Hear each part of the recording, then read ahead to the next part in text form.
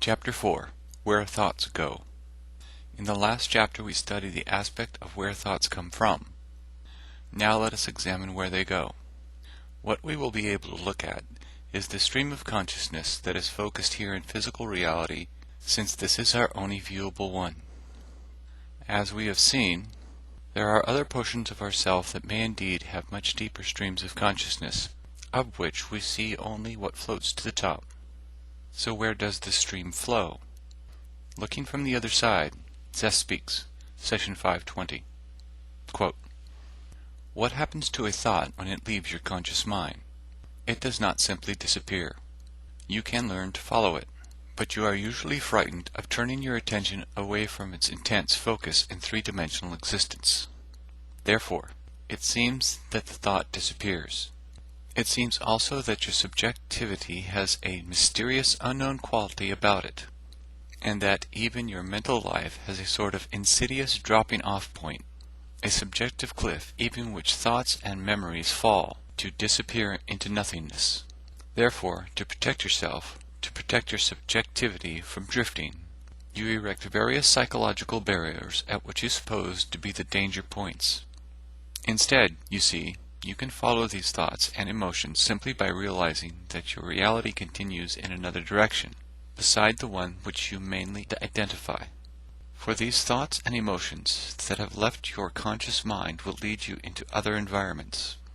These subjective openings through which thoughts seem to disappear are in fact like psychic warps, connecting the self that you know with other universes of experience.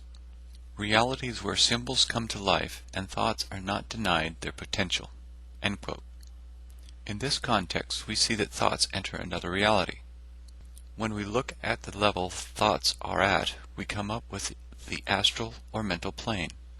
So thoughts already begin in a close but not physical reality.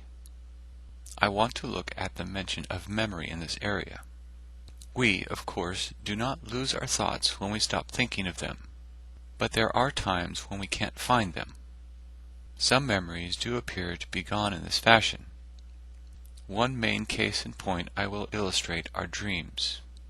When we place dreams in some level of reality that is further away than, say, the astral level, because the distance of this reality, they are much closer to these dropping off points, if not across them to start with. So these memories seem to vanish quickly when we wake up. One moment we may remember the dream in its entirety and the next not have a clue. It is only when we play the dreams back after waking up to the ego consciousness that we keep some of these memories, or in lucid dreaming when we bring the ego consciousness to the dream level reality. Also from what was said, we can follow these thoughts to those other realities. In the exercise I presented in the last chapter, we quieted ourselves to see the source of thoughts. This is receptive meditation. Now if we concentrate, focus our attention on one thought, idea, or word, it is reflective meditation. In TM, this is also used as a mantra that is repeated over and over to form the focus. In this, they may be following that word or thought it represents by the mantra into the other realities. I can again hear the imaginary gasp from this group of people. Before I go into what we may find at this other level of reality, I encourage you to try it for yourself. You know my feelings about your own first-hand experience to make up your own mind about what you find. As an example exercise, choose a thought you would like to focus on and follow. If none comes to mind, we can use our already created metaphysical blue ball. This may be too plain for some, but also easy to think of. Again, find a quiet place to get comfortable, relax, breathe normally. Now picture your thought, image, or word. Hold it in your mind. You may start to see glimmers of it trying to leave, and in most cases we rebuild the thought by repeating it. You may want to do this a few times to get your focus on it. When you have it clearly, just watch it, follow it. Become an observer of the thought instead of its creator. There are no guarantees to what you may experience. You may just fall asleep or lose the thoughts. Here is some news if you fell asleep. You did quite well in following the thoughts into other realities. You just did not bring your ego consciousness along. In this case, you may have had some dreams about your thought. This is at another level of reality. Some of you may have been able to observe your thoughts for some time, and when your ego consciousness started to drift, caught yourself. After you have followed it a while, come back out and notice your change of conscious focus. What happened to your thoughts as you observed it? You may have followed your thoughts, and if it was an object, you may find it as a symbol. You may have observed your thoughts start to, or try to change. I will use the blue ball as my example. It may have changed color, size, or even shape. You may have seen other thoughts come into play. With our blue ball, for instance, you could have pictured it going through a basket, or bouncing it, or in my case, in a volleyball game at the beach. This is called association, and it is where thoughts lead. They attract and are attracted to associations of thought where they have meaning. It is here in these associations that you have reached that level of reality where they go. From this level where the object's thought may not be primary and it is absorbed, so to speak, by other thoughts, like the volleyball game. This may lead you to a scene at the beach where it was being played. Now if you turn your attention and inner eye from the ball, you may lose it, in a sense. You may instead look over at the ocean. From here you remember or think of swimming, and the chain may continue away from the first thought. There are a few things this exercise may have brought up. The first is the dream reality which some of you may find yourselves in or close to. So how is the dream reality related to the reality where thoughts go? If we chart some of these realities, as shown below, we do know of, we find the dream reality further away than the astral and closer to what we are considered after-death reality.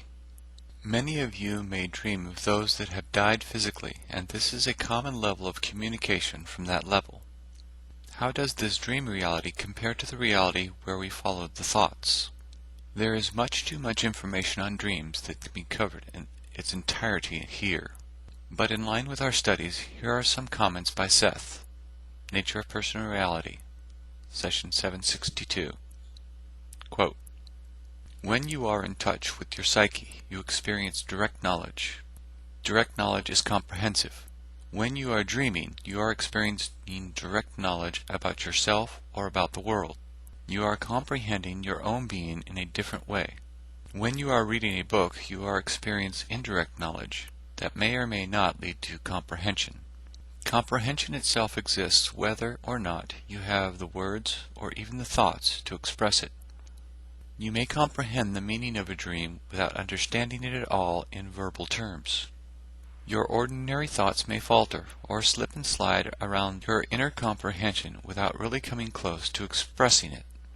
Dreams deal with associations and with emotions' validities that after do not seem to make sense in the usual world. I said before that no one can really give you a definition of the psyche. It must be experienced.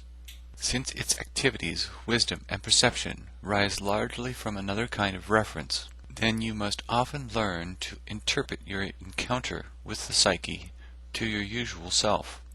One of the largest difficulties here is the issue of organization. In regular life, you organize your experience very neatly and push it into accepted patterns or sequences. Again, the psyche's organization follows no such learned predispositions.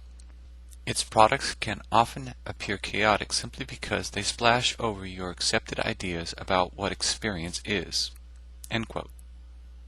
In the first part of this quotation, we have the concept called, quote, direct knowledge. In one sense, this was the area where we are trying to reach with our exercises to find the source of thoughts. We determined that they come from our entity, and I would like you to consider what has been said above by replacing the words psyche with entity, or even soul if you prefer. I have found many correlations with Seth's terms of the two, and believe in most cases, especially within his books, the nature of the psyche, its human expression. We also have the statement about associations within the dream context. I will have to mention that there are many types of dreams Seth discusses. I must for now propose a separation of the types and the realities in which they take place. For this book we are looking at the formation of our physical reality and the metaphysical aspects behind it. So it is for the relationship to this we will be searching. It may seem that this quotation has very little to do with our experiment or dream association, but it does bring up the aspect of organization we may need to look at within this thought reality, and other important points I want to bring out about how the thoughts are associated. That brings up the aspect of motions in connection with thoughts. In the exercise to follow thoughts, did you also have some emotional connection that showed through association? Even in the example I gave, where the ball brought forth images of a volleyball game, it was most likely that I associated our ball with play and fun. These are emotional, and the thoughts that followed was of the game. I feel that most thoughts have some kind of emotional connection whether or not we can put our finger on the exact emotion. In reverse order, I doubt we have the emotions without the thoughts coming up in response. So for the intent of this book we will put them together. However, on the metaphysical level I believe these to be separate, though entangled. Now that we have a somewhat understanding of where these thoughts may go, let us look at what these realities are from Seth's side. Seth Speaks, Session 573. Quote, "You operate as if your thoughts were secret, though you should know by now that they are not.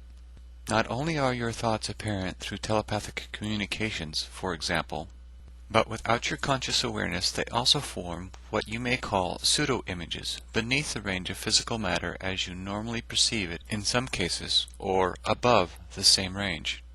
It is, therefore, as if your thoughts appear within other realities as objects, alive and vital in themselves, growing into other systems as flowers or trees grow up seemingly from nothing within the physical reality. These can then be used as the raw material, so to speak, in certain other systems. They are given natural data, the raw material of creativity, in the realities that you help to seed but do not perceive. In this manner of speaking, your thoughts then follow laws. Their behaviors follow laws, and their activities, that you do not understand, though you call your thoughts your own." End quote. Now here we get down to something that a scientist can sink his teeth into: laws. One of the reasons I have found that the Seth books are so interesting is that Seth does go into the process of how things work and their true nature. In most cases, his delivery is straightforward without the candy coating that others try to put over the same concepts to make them go down easier. As we go deeper into these, quote, laws of thought activity, I will try to separate them in a clearer fashion. I would also prefer using the term theories instead of laws, for the most part when I present my ideas. In order for it to be a law, it has to be proven or accepted without a doubt. I will not myself presuppose this, but from Seth's side, his observations are that they are laws. Let us find out some more about how thoughts are conceived of or viewed from the other side so we can understand how they are acting. Unknown Realities, Session 696.